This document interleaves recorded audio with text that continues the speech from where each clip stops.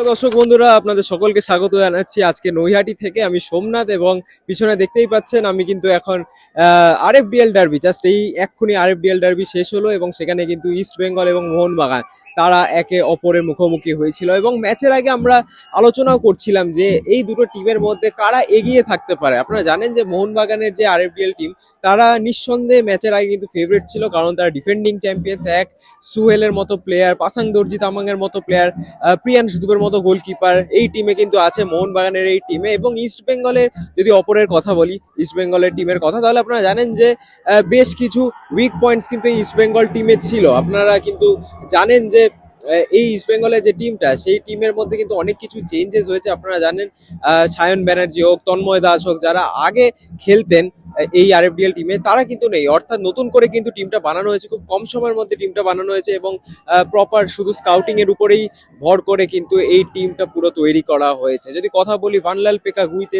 তিনি আছেন এবং বিশেষ করে আছে কিন্তু একটা প্লেয়ারের কথা বলতেই হবে, ইস্ট বেঙ্গলের মিডফিল্ডের রিকি আজকে যে ম্যাচটা খেলেছেন সেটা কিন্তু নিঃসন্দেহে তার কেরিয়ারের one of the best match, if not the best match. আমি অবশ্যই রিকির সবকটা ম্যাচ দেখিনি, কিন্তু আজকে রিকি যে খেলাটা খেলেছে সেটা নিঃসন্দেহে বলতে হবে যে তিনি কিন্তু ফিউচার স্টার। কারণ প্রথমার্ধ থেকেই যখন ইস্ট বেঙ্গল কোথাও না কোথাও খেলাটা ধরতে পারছিল না, মোহনবাগানে অ্যাটাক হচ্ছিল।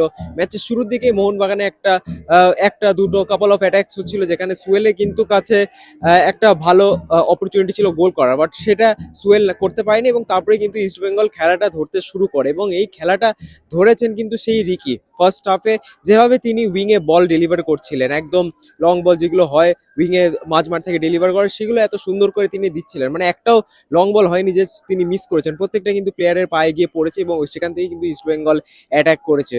যদিও প্রথমার্ধে সেরকম খেলায় গোল হয়নি, 0-0 শেষ প্রথমার্ধ শেষ হয়েছে। দ্বিতীয়ার্ধে কিন্তু ইস্ট বেঙ্গল সেই সেম অ্যাটাকটাই কন্টিনিউ করে এবং প্রথম গোলটা কিন্তু চলে আসে ঠিক এই 55 মিনিটের মাথায়। মোহনবাগান বক্সে গুইতে প্রায় ঢুকে গেছিলেন, তিনি একটা মাইনাস করেছিলেন, সেই মাইনাসটা অবশ্যই কোনো ইস্ট বেঙ্গল প্লেয়ারের কাছে পৌঁছায়নি।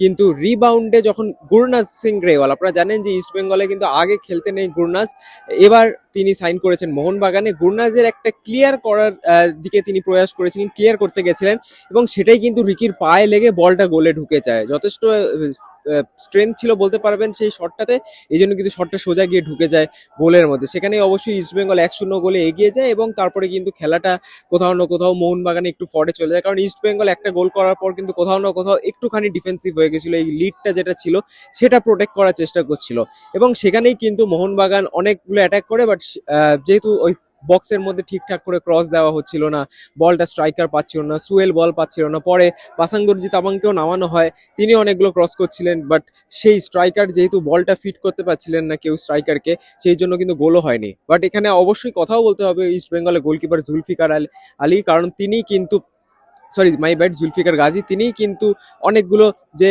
গোল্ডেন চান্স ছিল মোহনবাগানের জন্য সেগুলো কিন্তু তিনি সেভ করেছেন, এক দুটো অনবদ্য তিনি সেভ করেছেন, সেটা না হলে কিন্তু আজকের এই ডার্বির রেজাল্টটা অন্য হতে পারতো। কিন্তু আফটার অল তারপরে গুইতে তিনি ভালো খেলছিলেন, বাট একদম ম্যাচের শেষের দিকে 85 মিনিটের মাথায় কিন্তু তাকে সাব আউট করে দেওয়া হয় এবং একটা ঘটনাও হয়, যখন তিনি সাবস্টিটিউট হচ্ছিলেন তখন তিনি মাঠে শুয়েছিলেন, তার একটা ইঞ্জুরি ছিল, তিনি বলছিলেন মাঠে শুয়েছিলেন এবং টাইম ওয়েস্ট করার জন্য কিন্তু রেফারি তাকে একটা ইয়েলো কার্ড দেয়। এবং যখন গুইতে উঠে মাঠ ছেড়ে চলে আসেন এবং রেফারির সাথে কিছু কথোপকথন হচ্ছিল, তখনই কিন্তু জাস্ট যেই সাবস্টিটিউশনটা হওয়ার আগে কিন্তু একটা লাল কার্ড দেখিয়ে দেয় রেফারি, সেখানেই কিন্তু গুইতেকে লাল কার্ড দেখানো হয় এবং ইস্ট বেঙ্গল কিন্তু 10 ম্যানে হয়ে যায়। যদি সাবস্টিটিউশনের পরে লাল কার্ডটা দেখানো হতো তাহলে কিন্তু ইস্ট বেঙ্গল 11টা প্লেয়ারই খেলতে পারতো। এখানে কিন্তু অবশ্যই একটা বলতে পারেন যে কন্ট্রোভার্সি চলেছে যে কেন রেফারি একটু আগে লাল কার্ডটা দেখালো, লাল কার্ডটা ডিসিপ্লিনারি অ্যাকশন যদি হতো তাহলে লাল কার্ডটা পরেও দেখানো যেতে পারতো। বাট স্টিল এইসব কথাও যদি বাদ দিই, তখন কিন্তু মোহনবাগানে একটা ক্লিয়ার কাট অ্যাডভান্টেজ হয়ে গেছিল, 10 ম্যান ডাউন ইস্ট বেঙ্গলে কিন্তু তারা খেলছে, ইস্ট বেঙ্গল কিন্তু খেলছিল এবং সেখানে কিন্তু ম্যান অ্যাডভান্টেজে মোহনবাগানের কিছুটা সময় হলেও তাদের কিন্তু একটা সিগনিফিকেন্ট 10-15 মিনিটের সময় ছিল যেখানে তারা কিন্তু এই অ্যাডভান্টেজটা নিয়ে গোল করতে পারতো, বাট সেটা হয়নি। আগেন মোহনবাগান ক্লিনিক্যাল ছিল না বক্সের মধ্যে এবং বলও কিন্তু ঠিক করে ফিট করতে পারছিল না তার স্ট্রাইকার্সদেরকে, সেই কারণে কিন্তু মোহনবাগান অবশ্যই গোল করতে পারেনি এবং অপর দিক থেকে কিন্তু একটা দুর্ধর্ষ কাউন্টার অ্যাটাকে ইস্ট বেঙ্গল দ্বিতীয় গোলটাও করে ফেলেন।